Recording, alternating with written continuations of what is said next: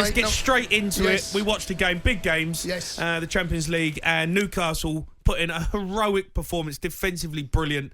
Rode their luck at times, but absolutely robbed at the death, mate. What is going on? Saw it last night. I mean, I know we don't agree on the last penalty, but some of the decisions last night with VAR and the second night on the spin, we're served up again. It's a terrible, terrible decision. Disgusting. I mean, Livramento was excellent. I mean, they all were. We'll talk about individuals in a second. Collectively, an outstanding performance. Almost nearly the perfect performance away from home in the Champions League. Yeah, they rode their luck a little bit. PSG had chances. But to not win it on that's an absolute wounder, mate. Yeah. It's a disgusting, terrible decision. And the fallout from this is going to carry on for days and days. There's lots of different interpretations of UEFA's guidance on this, and we've got a copy here. It says, in the guidelines for next season, that being this season, the board recommends that UEFA should clarify that no handball offence should be called on a player if the ball is previously deflected from his own body and, in particular, when the ball does not go towards the goal. Yeah. That ticks that box. I know. Big black tick. I know. Terrible It comes decision. off his belly, hits him on the What's he under, gonna do with his under arm? his arm. I mean, his arm's there. He can't play without his arm. I mean, it's impossible for that ball to not really hit his arm. It doesn't affect the game. It doesn't affect where the ball's going to go.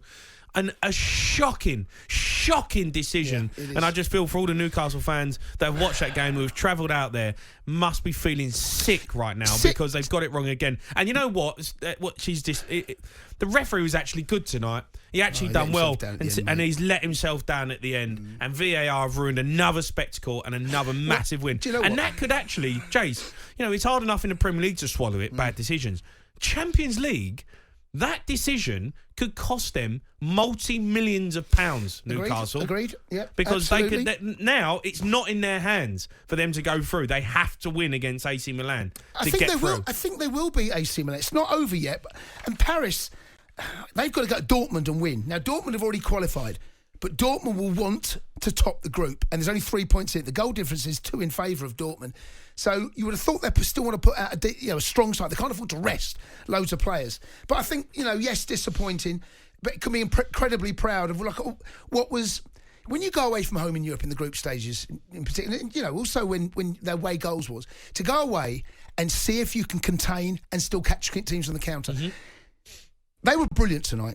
The caveat to that is they looked tired towards the end. They did. And they couldn't clear the ball. Leading up to that goal, they had 3 opportunities to get rid of it. They and did. the tired legs, and, you could just feel the pressure mounting. And, if they oof one up the pitch or they get it away or Isak gets hold of one, they couldn't keep hold of it. No. And in the end, the decision, they feed one into the box and they're camped in. Yeah. And then you're always likely of something like that to happen. So they'll be gutted on that. A couple of players will probably think they should have done better at the end. Tired legs, mate. They've given them everything. And because I everything. look at the bench there, really, they only got Dummett that could have come on, maybe Hall.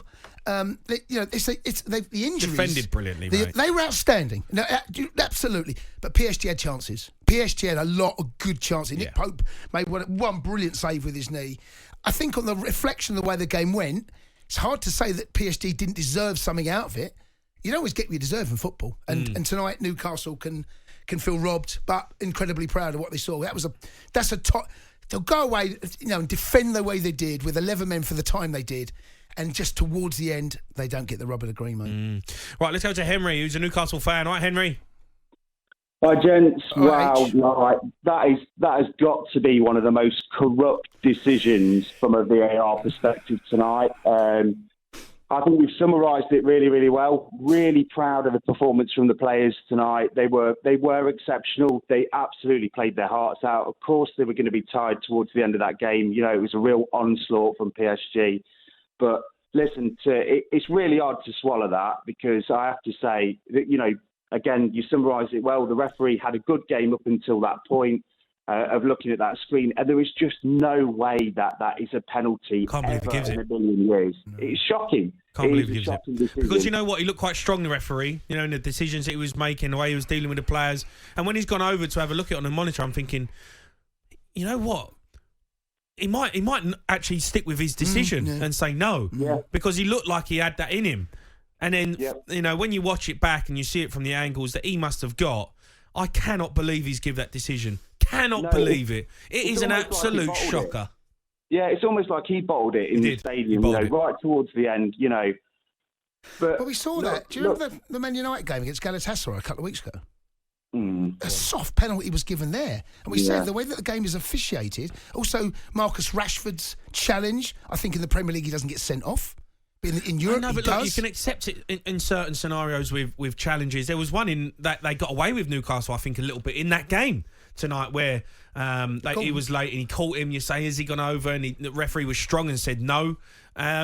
But that tonight, I mean, come on, where are we going with the game? Where's the game going, Henry? What's going on here? And gents, that is the big concern because we keep talking about this. You said we talk about it at Premier League level. We're talking about Champions League football.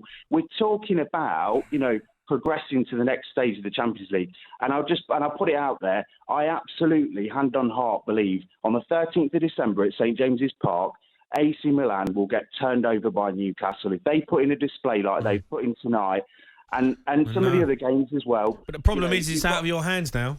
That's it is. It's out of your hands, and that's what the disappointing thing is. That decision could cost you multi-millions of pounds in Champions League money. It could, but you know what? Actually, the guys will absolutely go for it. No doubt whatsoever, we can beat AC Milan on the 13th. I think you will. December. I think you will. Yeah. It's all about what PSG do now. It might be 4-1 like the Chelsea result, Cundy? Say that again, matey. It might be 4-1 like the Chelsea result. If AC Milan play like we did on second half, it will be. Henry, just a special mention to Lewis Miley in midfield. What a player at 17 years of age. To put in a performance like that, phenomenal. The tactical awareness to play in that game. Phenomenal.